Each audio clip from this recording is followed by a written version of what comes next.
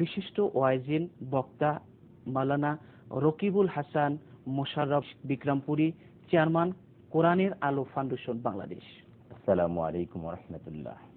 এবারে আমাদের হাতে যে চিঠিটি রয়েছেন, এই চিঠিটি লিখেছেন সিলেট থেকে মোহাম্মদ বাদশা মিয়া। উনি জানতে চেয়েছেন যে মোহতারাম, এই অনুষ্ঠানের মাধ্যমে আমি জানতে চাই যে রমজানে আল্লাহ তাআলা কোরআন নাজিল করেছেন। কোরআন আমাদের জন্য যে বরকত নিয়ে এসেছেন তা কি, এ ব্যাপারে কিছু বলবেন কি? কোরআন শরীফে আল্লাহ রাব্বুল আলামিন বলেছেন যে শাহরুর রমাদানাল্লাযী উনজিলা ফীহিল কুরআন হুদাল লিন-নাস। এই রমজানেই আমি পবিত্র কোরআনকে নাজিল করেছি এবং এটা নাজিল করেছি মানুষের হেদায়েতের জন্য। তো আল্লাহ রাব্বুল আলামিন পবিত্র কোরআন আমাদেরকে এমন একটি উপহার দিয়েছেন যে উপহার সারা বিশ্বের সবচেয়ে বড় উপহার। এবং সাথে সাথে এই কথাও বলতে হয় যে আমাদের মুসলমানদেরকে আল্লাহ তাআলা যে উপহার দিয়েছেন এর মতো উপহার দুনিয়াতে আর দ্বিতীয়টি হতে পারে না। কোরআন এমন একটি গ্রন্থ, যে গ্রন্থ যদি কেউ অনুসরণ অনুকরণ করে তাহলে সে সোনার মানুষ হয়ে যায়, সে আল্লাহর রঙে রঙিন হয়ে যায়। এই জন্য কোরআনকে অনুসরণ অনুকরণ আমাদের অত্যন্ত জরুরি। The word of Allah is the medicine of heart, অর্থাৎ কোরআন হচ্ছে মানুষের অন্তরের ঔষধ স্বরূপ। কোরআন যদি কেউ অনুসরণ অনুকরণ করে তাহলে সে ব্যক্তির জন্য এই কোরআন তার আত্মিক সকল রোগের প্রতিষেধক হয়ে যায়। এবং এই কোরআন আল্লাহ রাব্বুল আলামিন নাজিল করেছেন এই জন্যই। এই কোরআন আল্লাহ তাআলা রমজানে নাজিল করেছেন এবং এই রমজানে এই কোরআনকে আমাদের বেশি বেশি করে তেলাওয়াত করতে হবে। আর আমরা যারা কোরআন শরীফ পড়তে পারি না তাদের উচিত হবে এই রমজান থেকেই যেন আমরা কোরআন শরীফটা তেলাওয়াত অর্থাৎ আক্ষরিক জ্ঞান অর্জন করতে পারি।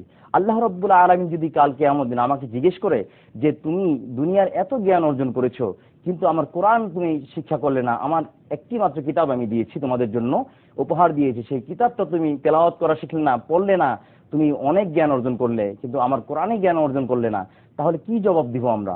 এই জন্য সুপ্রিয় দর্শক শ্রোতা, আপনাদের সবার প্রতি আমার উদাত্ত আহ্বান থাকবে যে আমরা যেন এই কোরআনকে অনুসরণ অনুকরণ সাথে সাথে এই কোরআনকে যেন আমরা ঠিকমতো পড়তে পারি। কোরআন হচ্ছে মানব জাতির জন্য একটি প্রেসক্রিপশন, অর্থাৎ এই আল্লাহ প্রদত্ত এমন প্রেসক্রিপশন যে প্রেসক্রিপশন আমাদের দৈনন্দিন 24 ঘন্টা প্রয়োজন হয়। বুঝতে পারলাম যে বিশ্ব সভ্যতার জন্য সবচেয়ে বেশি অবদান রেখেছে পৃথিবীর মধ্যে মহাগ্রন্থ থেকে সুমন। তিনি প্রশ্ন করেছেন, আমরা রোজা রাখি, নামাজ পড়ি, রমজানে গুনাহ মুক্ত থাকার চেষ্টা করি, কিন্তু রমজান শেষ হলে পূর্বের মতোই গুনাহের কাজে লিপ্ত হয়ে যাই। তাহলে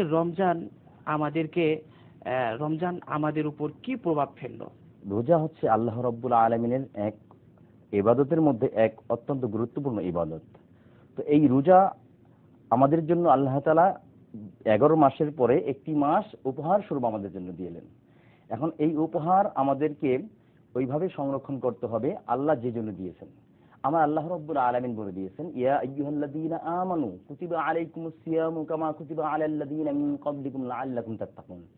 হে মুমিন বান্দারা, তোমাদের জন্য রোজাকে ফরজ করা হয়েছে যেমনি ভাবে তোমাদের পূর্বপুরুষদের উপর ফরজ করা হয়েছিল, যেন তোমরা তাকওয়া অর্জন করতে পারো, মুত্তাকী হতে পারো, দিনদার হতে পারো, পরহেজগারি অর্জন করতে পারো।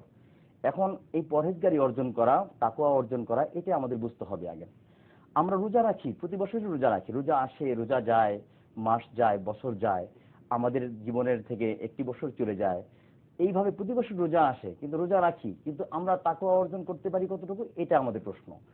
তাকওয়া অর্জন তখন হবে যখন রোজার ঢাল স্বরূপ, আল্লাহ রাসূল বলেছেন যে রোজা মুমিনের জন্য ঢাল স্বরূপ, মুমিনের গুনার জন্য ঢাল স্বরূপ, গুনাহকে প্রোটেক্ট দিবে।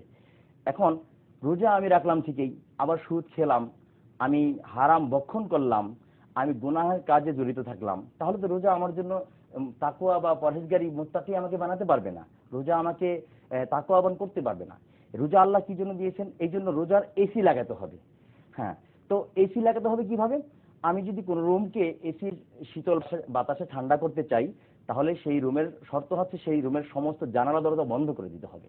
এই জানালা দরজা বন্ধ করে দিয়ে যতটুকু প্রয়োজন ওই রুম অনুযায়ী এসি লাগাতে হবে। কিন্তু আমি এসিও লাগালাম, জানালা দরজাগুলো খুলে দিলাম, তাহলে বুঝতে হবে এই এসির বাতাস আমার কোনো কাজে দিবে না।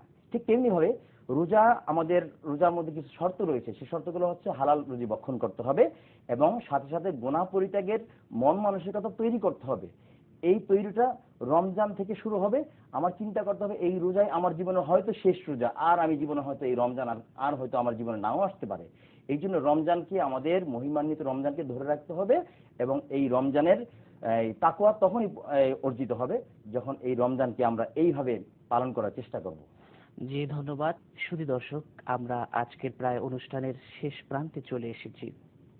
আমাদের একটি কথা মনে রাখতে হবে, আমাদের জীবন থেকে যা গত হয়ে গেছে অতীত, অনাগত দিনগুলো অনিশ্চয়তায় ভরা। সুতরাং হাতে যে দিনটি আছে সেই দিনটিকে কাজে লাগাতে হবে।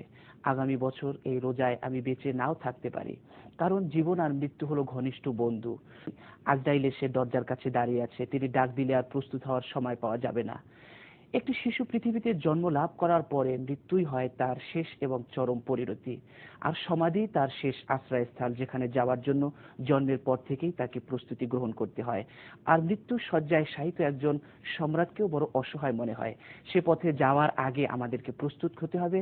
এই রমজান মাসকে আমরা পেয়েছি, বেশি বেশি ইবাদত বন্দেগী করতে হবে। এই অনুষ্ঠানে প্রতিদিনই বিভিন্ন প্রশ্নের জবাব দেওয়া হয়। তো আপনারা জীবন ঘনিষ্ঠ অনেক অনেক প্রশ্ন লিখে আমাদের কাছে চিঠি পাঠাবেন, সে আবেদন রাখছি। আর চিঠি পাঠানোর ঠিকানা প্রযোজক মোবারক মাস রমজান, কক্ষ নং 217, বাংলাদেশ টেলিভিশন ভবন, রামপুরা, ঢাকা। আবার দেখা হবে আগামী অনুষ্ঠানে। সে পর্যন্ত ভালো থাকুন, সুস্থ থাকুন, সে প্রত্যাশায় আজ এখানেই যাবনিকা টানছি। আল্লাহ হাফিজ। নাম জপিতে মধুর লাগে, প্রাণ করে আকুল।